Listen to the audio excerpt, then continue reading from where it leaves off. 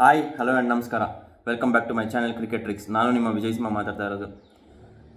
Heart break ಅಂತಲೇ ಹೇಳ್ಬೋದು. ಮತ್ತು ಇವಾಗ 18ನೇ ವರ್ಷದಲ್ಲಿ ಒಂದು ಹೋಪ್ ಅನ್ನೋದೊಂದು ಇಟ್ಕೋಬೇಕಾಗತ್ತೆ. ಬಟ್ ಒಂದು ಹೇಳ್ತೀನಿ, ಯಾರೂ ಬೇಜಾರು ಮಾಡ್ಕೋಬೇಡಿ. 8 ಮ್ಯಾಚು 7 ಮ್ಯಾಚ್ ಸೋತು ಒಂದೇ ಒಂದು ಮ್ಯಾಚ್ ಗೆದ್ದು ಅದಾದಮೇಲೆ ಕಂಟಿನ್ಯೂಸ್ ಆಗಿ 6 ಗೆದ್ಕೊಂಡ್ಬಂದು ಪ್ಲೇ ಆಫ್ಸಿಗೆ ಬಂದಿದ್ದೀವಿ. ಸೊ ಅದ್ರ ಬಗ್ಗೆ we can be proud about RCB and we can be proud about our selves. ಇಂಥ ಟೀಮ್ನ ಸಪೋರ್ಟ್ ಮಾಡ್ತಿದ್ದೀವಲ್ಲ ಅಷ್ಟು ಸಾಕು. ಆ ಪ್ರೌಡ್ ಫೀಲಿಂಗ್ ಇದೆಯಲ್ಲ ಅಷ್ಟು ಸಾಕು. ಬೇರೆ ಯಾವುದೇ ಟೀಮ್ ಇದ್ದರೂ ಈ ಥರ ಮಾಡೋಕ್ಕಾಗ್ತಿರಲಿಲ್ಲ, ಈ ಥರ ಮಾಡೂ ಇಲ್ಲ. Even in history of IPL 8 ಮ್ಯಾಚಲ್ಲಿ 7 match ಸೋತು 1 ಮ್ಯಾಚ್ ಗೆದ್ದು ಮತ್ತೆ 6 ಮ್ಯಾಚ್ ಗೆದ್ದಿರೋದು ಹಿಸ್ಟ್ರಿನಲ್ಲೇ ಇಲ್ಲ. ಬೇರೆಯವರೆಲ್ಲ 8 ಟೀಮ್ಸ್ ಇರಬೇಕಾದ್ರೆ 10 ಮ್ಯಾಚು 11 ಮ್ಯಾಚು 12 ಮ್ಯಾಚು 14 ಮ್ಯಾಚಲ್ಲಿ ಆ ಥರ ಗೆದ್ಕೊಂಬಂದಿರೋದು. ಬಟ್ 10 ಟೀಮ್ ಇದ್ಕೊಂಡು 8 ಮ್ಯಾಚ್ನ ಸೋತು ಮತ್ತು ಇನ್ನು 6 ಮ್ಯಾಚ್ನ ಗೆದ್ಕೊಂಬಂದಿರೋದು, 7 ಮ್ಯಾಚ್ನ ಗೆದ್ದಿರೋದು ಇತಿಹಾಸದಲ್ಲೇ ಮೊದಲು.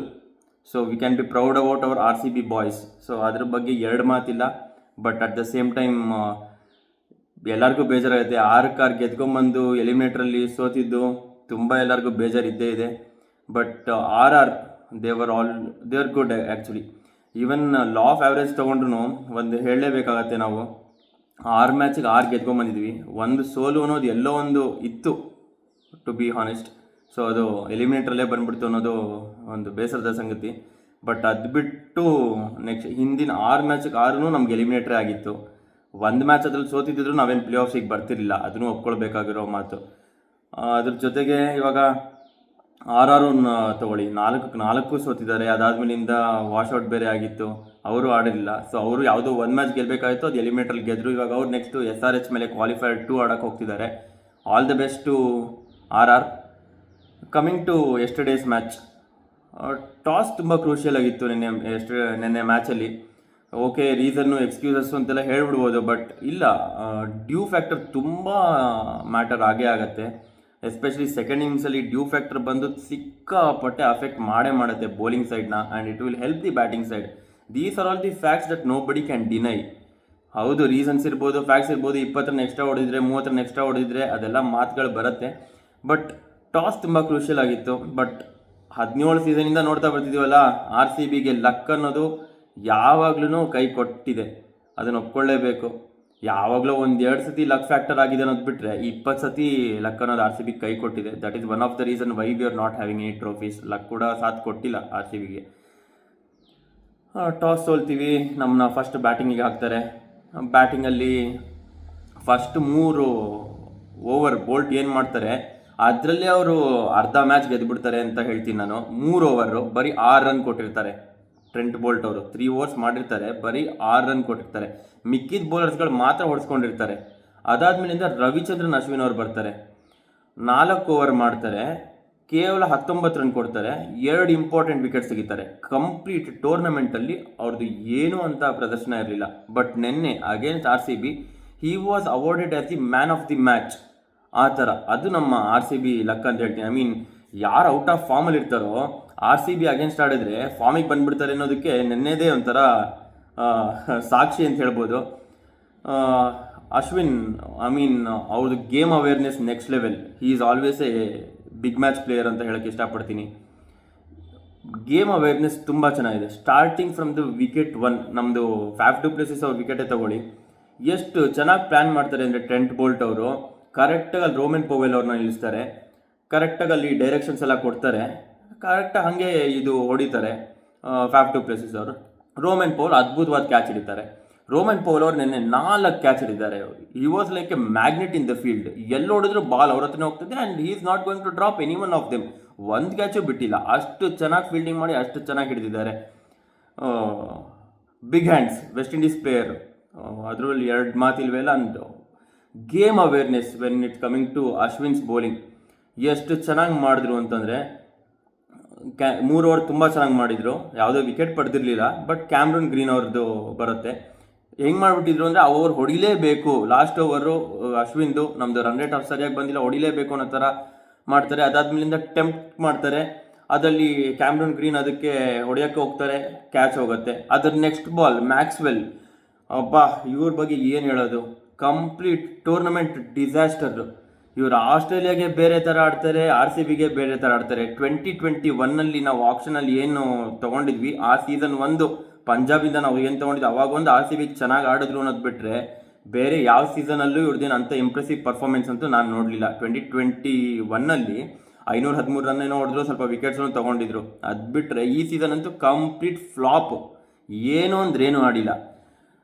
ಒಂದು ಸ್ವಲ್ಪ ಆದರೂ ಒಂದು ಸೀರಿಯಸ್ನೆಸ್ಸು ಅಥವಾ ಒಂದು ಸ್ವಲ್ಪನಾದರೂ ಒಂದು ಗೇಮ್ ಟೈಮು ಒಂದು ಸ್ವಲ್ಪ ನೋಡ್ಕೊಳ್ಳೋಣ ಏನಾದರೂ ಬೇಡವಾ? ಫಸ್ಟ್ ಬಾಲ್ ಬರ್ತಿದ್ದಾರೆ, ಎಲ್ಲಿ ಬ್ಯಾಟಿಗೆ ಬಾಲ್ ಬರ್ತಿದ್ಯಾ ಅನ್ನೋದು ನೋಡ್ಕೊಂಡಿಲ್ಲ, ಗೇಮ್ನ ರೀಡ್ ಮಾಡ್ತಾ ಇಲ್ಲ, ಡೈರೆಕ್ಟಾಗಿ ಹೊಡಿದ್ರು. ಅದ್ರ ಜೊತೆಗೆ ನಮ್ಮದು ನೆನ್ನೆ ಬ್ಯಾಟಿಂಗ್ ಲೈನಪ್ ಏನದು, ನಾವು ಸೋತಿರೋ ಎಲ್ಲ ಗೇಮ್ನು ಹೆಂಗೆ ಮಾಡ್ಕೊಂಬಂದ್ವು ಅದೇ ಥರ ಪ್ಲ್ಯಾನ್ ಮಾಡ್ಕೊಂಬಂತು. ಯೂಶ್ವಲಾಗಿ ಒನ್ ಡೌನು ಈದರ್ ಮ್ಯಾಕ್ಸ್ವೆಲ್ನ ಕಳಿಸ್ಬೇಕಾಗಿತ್ತು, ಹೋಗ್ಲಿ ಒಂದು ಚಾನ್ಸ್ ತೊಗೊಳ್ಳೋಣ ಅಂತ, ಯಾಕೆಂದರೆ ವಿಲ್ ಜಾಕ್ಸ್ ಅವ್ರ ಅವೈಲಬಿಲಿಟಿ ಇಲ್ಲ. ಕ್ಯಾಮ್ರೂನ್ ಗ್ರೀನ್ನ ಕಳಿಸಿದ್ದು ಪ್ರತಿ ಸತಿನೂ ಫ್ಲಾಪ್ ಆಗಿದೆ. ನಮ್ಮ ಕ್ಯಾಮ್ರೂನ್ ಗ್ರೀನ್ ಅವ್ರು ವರ್ಕೌಟ್ ಆಗಿಲ್ಲ ಒನ್ ಡೌನಲ್ಲಿ. 8 ಮ್ಯಾಚಲ್ಲಿ 7 ಮ್ಯಾಚ್ ಏನು ಸೋತಿದ್ವಿ ಅವಾಗೆಲ್ಲ ಈ ಥರನೇ ಎಕ್ಸ್ಪೆರಿಮೆಂಟ್ ಮಾಡಿತ್ತು. ಮತ್ತೆ ನಿನ್ನೆ ಯಾಕೆ ಎಕ್ಸ್ಪೆರಿಮೆಂಟ್ ಬೇಕಾಗಿತ್ತು? ನಿನ್ನೆ ಮತ್ತೆ ಎಕ್ಸ್ಪೆರಿಮೆಂಟ್ ಮಾಡಿದ್ರು ಕ್ಯಾಮ್ರೂನ್ ಗ್ರೀನ್ ಅವ್ರನ್ನ. ಕ್ಯಾಮ್ರೂನ್ ಗ್ರೀನ್ ಅವರು 3 ಡೌನ್ ಬಂದು ತುಂಬ ಚೆನ್ನಾಗಿ ಆಡ್ತಾಯಿದ್ರು, 200 ಸ್ಟ್ರೈಕ್ ರೇಟಲ್ಲಿ ಆಡ್ತಾಯಿದ್ರು. ಮತ್ತೆ ನೆನ್ನೆ ಅದು ಯಾಕೆ ಒನ್ ಡೌನಲ್ಲಿ ಕಳಿಸಿದ್ರು ಗೊತ್ತಿಲ್ಲ. ಮ್ಯಾಕ್ಸ್ವೆಲ್ನ ಕಳಿಸ್ಬೋದಾಗಿತ್ತು ಒನ್ ಡೌನು, ಅಥವಾ ಇದು ಬೇಡ ಇನ್ಫಾರ್ಮ್ ರಜತ್ ಪತಿದಾರ್ ಅವ್ರನ್ನ ಕಳಿಸ್ಬೋದಾಗಿತ್ತು, ಅವರು ಚೆನ್ನಾಗಿ ಆಡ್ತಿದ್ರು. ಅವ್ರನ್ನ ಮತ್ತೆ 2 ಡೌನ್ಗೆ ಹಾಕ್ತಾರೆ. ಅವ್ರದ್ದು ಈಸಿ ಕ್ಯಾಚು ಧ್ರುವ್ ಜುರೇಲ್ ಅವ್ರು ಬಿಟ್ಬಿಡ್ತಾರೆ. ಹಂಗಾಗ್ಬಿಟ್ಟು ಅವ್ರು ಅಟ್ಲೀಸ್ಟ್ ಕೊನೆಗೆ 22 ಬಾಲಿಗೆ 34 ಹೊಡಿತಾರೆ. ಫಸ್ಟ್ 11 ಬಾಲಿಗೆ ಬರೀ 5 ರನ್ ಇರ್ತಾರೆ. ಅಂಥದ್ರಲ್ಲಿ ಆಮೇಲಿಂದ 22 ಬಾಲ್ಗೆ 34 ರನ್ ಹೊಡಿತಾರೆ. ಅದಾದ್ಮೇಲಿಂದ ಅವ್ರೂ ಔಟ್ ಆಗಿಬಿಡ್ತಾರೆ. ಯಾರಿಂದ ಏನೂ ಅಂತ ಪರ್ಫಾರ್ಮೆನ್ಸ್ ಬರಲ್ಲ. ನಮಗೆ ಕೊನೆಗೆ ಒಂದು ಒಳ್ಳೆ ಸ್ಟ್ರೈಕ್ ರೇಟ್ ಅಂತ ಬಂದಿದ್ದು ಲಾಮ್ರರ್ ಅವರಿಂದ. 17 ಬಾಲ್ಗೆ 32 ರನ್ ಹೊಡೆದ್ಬಿಟ್ಟು 188 ಸ್ಟ್ರೈಕ್ ರೇಟ್ ಏನೋ ಬರುತ್ತೆ. ನಮ್ಮದ್ರಲ್ಲಿ 34 ಯಾರೂ ಕ್ರಾಸ್ ಮಾಡಲ್ಲ. Not even A single half century from anybody ನಮ್ಮ RCB ಬ್ಯಾಟಿಂಗ್ ಲೈನಪ್ಪಲ್ಲಿ. ಸೊ ಅದನ್ನು ಒನ್ ಆಫ್ ದ ರೀಸನ್ ಯಾಕೆ ಒಳ್ಳೆ ಸ್ಕೋರ್ ಬರಲಿಲ್ಲ ಅಂತ. ಇನ್ನೊಂದು, ಇವಾಗ ಟ್ರೆಂಡ್ ಕಂಪ್ಲೀಟ್ಲಿ ಚೇಂಜ್ ಆಗಿಬಿಟ್ಟಿದೆ. 160 170 ಅದೆಲ್ಲ ಚೇಂಜ್ ಮಾಡಿಬಿಡ್ತಾರೆ with overs to spare. RR ಅಂತೂ ಯಾವುದೇ ಟೈಮಲ್ಲೂ ಸೋಲ್ತಾರೆ ಅಂತ ಅನಿಸ್ಲೇ ಇಲ್ಲ ಹೇಳಬೇಕು ಅಂತಂದರೆ. ಇವಾಗ 190 200 ಹೊಡೆದಿದ್ರು ಒಂದು ಚಾನ್ಸ್ ಇರೋದೇನೋ ಅಟ್ಲೀಸ್ಟ್. 160 170 ಇವಾಗಿನ ಟ್ರೆಂಡಲ್ಲಿ ಈಸಿಯಾಗಿ ಚೇಂಜ್ ಮಾಡಿಬಿಡ್ತಾರೆ. ಅದಾದಮೇಲಿಂದ ಬೋಲ್ಟ್ ಅವರಂತೂ 4 ಓವರ್ ಅವ್ರು ಮಾಡ್ತಾರೆ, ಕೇವಲ 16 ರನ್ ಏನೋ ಹೊಡ್ಸ್ಕೊತಾರೆ. ಅದಾದಮೇಲಿಂದ ಅಶ್ವಿನ್ ಅವ್ರು 4 ಓವರ್ 19 ರನ್. ಅಲ್ಲಿಗೆ 8 ಓವರಲ್ಲಿ ಬರೀ 35 ರನ್ನು, 3 ವಿಕೆಟು. ಇನ್ನು ಮಿಕ್ಕಿರೋದು ಎಷ್ಟು ನಮಗೆ? 12 ಓವರು. 12 ಓವರಲ್ಲಿ ನಮ್ಮವರು 138 140 ರನ್ ಹೊಡೆದ್ರು ನಮ್ಮದು ಟೋಟಲ್ ಎಷ್ಟಾಯ್ತು ಅವಾಗ? 172 ಆಯಿತು. ಸೊ ನಮಗೆ 12 ಓವರಲ್ಲಿ ಮಾತ್ರ ನಾವು ಹೊಡೆದ್ವಿ. ಅದ್ರ ಜೊತೆಗೆ ಅವೇಶ್ ಖಾನ್ ಕೂಡ 3 ವಿಕೆಟ್ ತೊಗೊತಾರೆ. ದೋ was light expensive, but Yuzvendra Chahal ಬಂದ್ಬಿಟ್ಟು ಕೊಹ್ಲಿ ವಿಕೆಟ್ನೇ ತೆಗೆದುಬಿಡ್ತಾರೆ ನಮ್ಮ XRCBಯನ್ನು. ಅದೇನು ಮಾಡೋಕ್ಕಾಗಲ್ಲ. ಕೊಹ್ಲಿ ಅವರು ಪ್ರತಿ ಬಾಲ್ ಹೊಡಿಲೇಬೇಕಾಗಿತ್ತು, ಹೊಡಿಯೋಕೆ ಹೋದರು, ಔಟ್ ಆದರು. ಬಟ್ ಬೇರೆಯವರಿಂದ ಏನಂತ ಕಾಂಟ್ರಿಬ್ಯೂಷನ್ಗಳು ಬರಲಿಲ್ಲ. ಫ್ಯಾಫ್ ಟು ಪ್ಲೆಸಿಸು ಅಷ್ಟೇ ರನ್ನೇ ಬಾಲ್ ಆಡಿದ್ರು. ದಿನೇಶ್ ಕಾರ್ತಿಕ್ ಅಂತೂ 13 ಬಾಲ್ 11 ರನ್ನು, ಅವ್ರೂ ಔಟ್ ಆಫ್ ಫಾರ್ಮ್ ಆಗಿಬಿಟ್ಟಿದ್ರು. ಆ ಟೈಮಲ್ಲಿ ಹೇಳಬೇಕು ಅಂತಂದರೆ ಮ್ಯಾಕ್ಸ್ವೆಲ್ ಬದಲು ಇನ್ಫಾರ್ಮ್ ಕಾರ್ತಿಕ್ನೇ ಕಳಿಸ್ಬೋದಾಗಿತ್ತು. ಇನ್ನೂ 9 ಓವರ್ 10 ಓವರ್ ಇತ್ತು.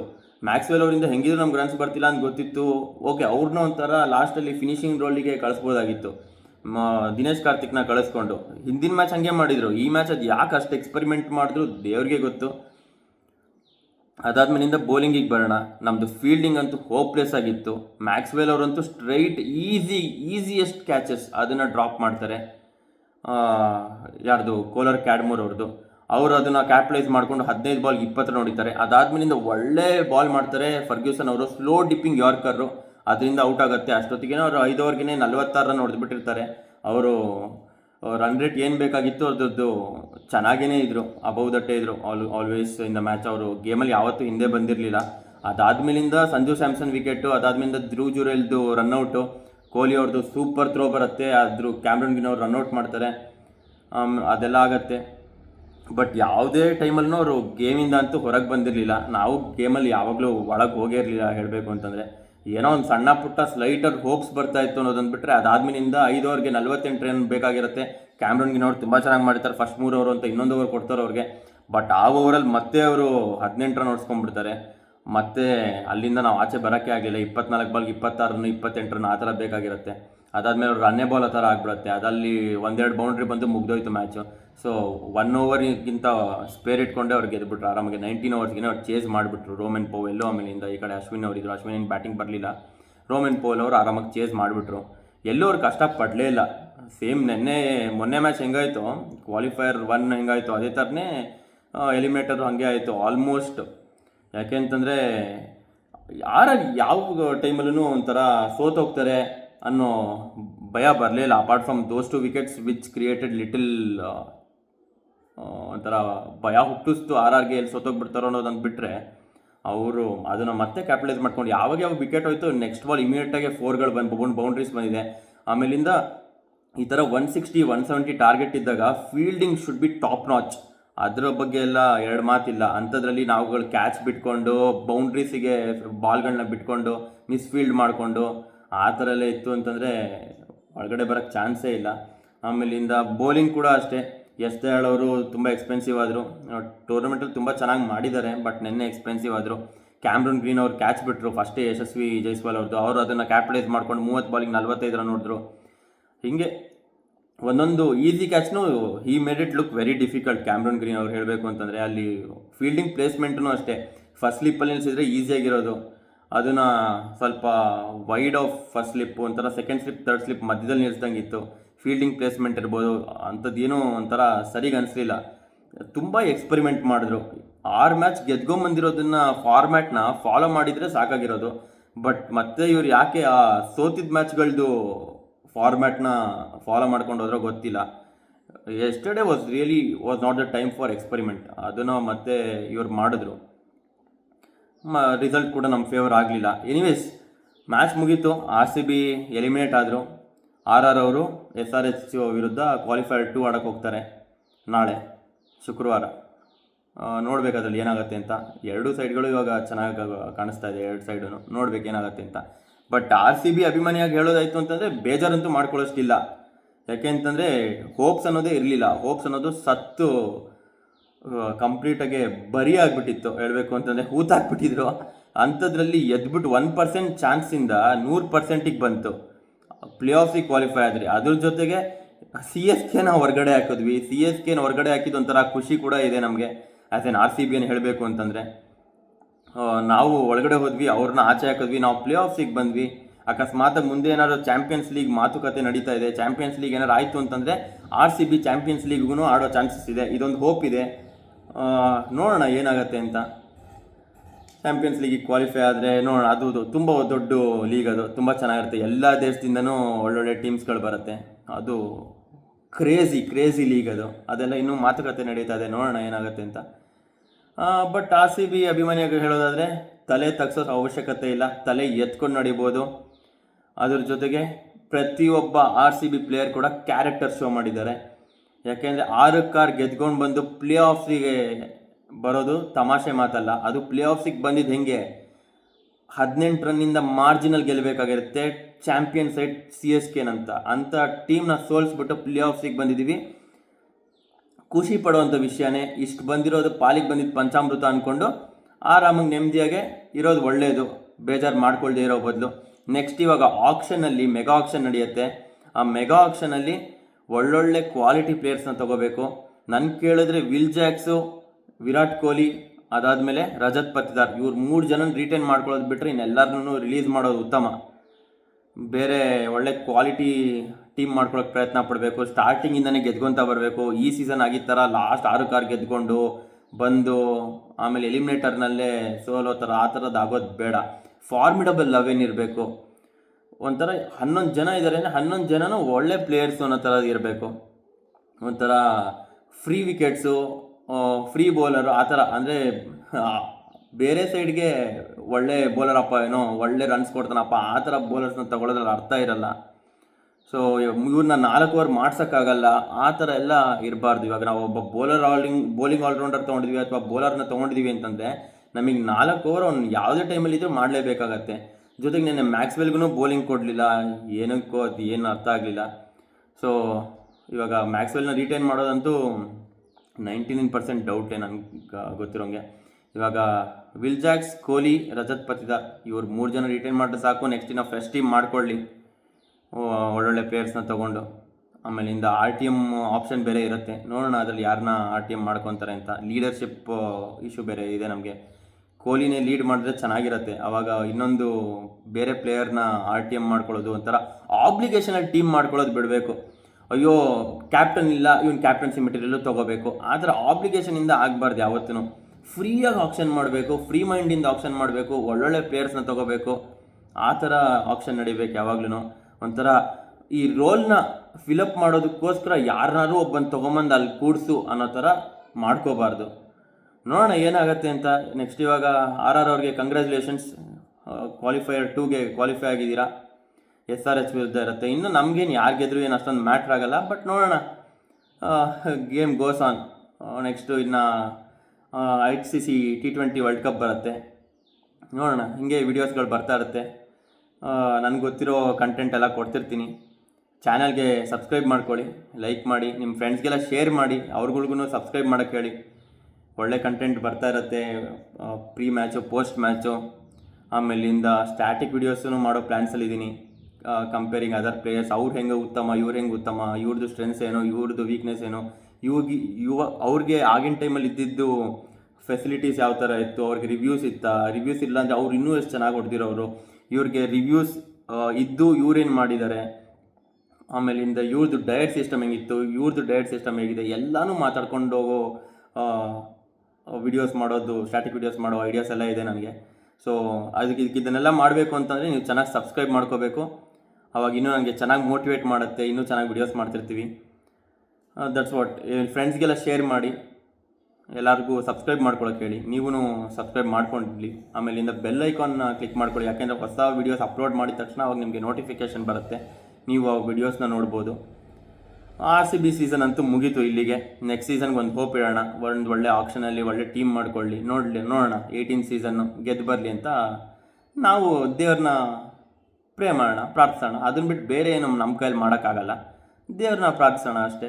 ಮಿಕ್ಕಿದ್ದೆಲ್ಲ ಇರೋದು ಪ್ಲೇಯರ್ಸ್ ಕೈಯಲ್ಲಿ, ಆಮೇಲೆ ಆಪ್ಷನಲ್ಲಿ ಹೇಗೆ ಮಾಡ್ತಾರೆ ಅಂತ ಮ್ಯಾನೇಜ್ಮೆಂಟ್ ಕೈಯಲ್ಲಿ. ಸೊ ಅದು ಅವ್ರಿಗೆ ಬಿಡೋಣ, ನಮ್ಮ ಕಡೆಯಿಂದ ಏನು ಮಾಡೋಕ್ಕಾಗತ್ತೆ ಅದನ್ನು ನಾವು ಮಾಡೋಣ ಅಷ್ಟೇ. ಎನಿವೇಸ್, ನೋಡೋಣ. KKR, SRH, RR ಇವಾಗ 3 ಟೀಮ್ ಇದೆ. ಸೊ ಯಾರು ಗೆಲ್ತಾರೆ IPL ನಿಮ್ಮ ಪ್ರಕಾರ ಕಮೆಂಟ್ ಬಾಕ್ಸಲ್ಲಿ ತಿಳಿಸಿ, ನೋಡೋಣ. ಸೊ ಬೇರೆ ಏನಾದ್ರು ಕ್ರಿಕೆಟ್ ಕ್ವೇರೀಸು, ಕ್ರಿಕೆಟ್ದು ಡೌಟ್ಸು, ಆಮೇಲೆ ರೂಲ್ಸ್ ಆ್ಯಂಡ್ ರೆಗ್ಯುಲೇಷನ್ಸಲ್ಲಿ ಏನಾದ್ರು ಕ್ವೇರೀಸ್ ಇದ್ದರೆ ಕಮೆಂಟ್ ಬಾಕ್ಸಲ್ಲಿ ತಿಳಿಸಿ. ನನಗೆ ಆದಷ್ಟು ಗೊತ್ತಿರೋದನ್ನೆಲ್ಲನೂ ಆನ್ಸರ್ ಮಾಡ್ತೀನಿ, ಗೊತ್ತಿಲ್ಲದೆ ಇರೋದನ್ನ ತಿಳ್ಕೊಂಬಂದು ಆನ್ಸರ್ ಮಾಡ್ತೀನಿ. Thank you. ಮಸ್ತ್ ಮಜಾ ಮಾಡಿ. Have a good day. Thanks for watching. Thank you.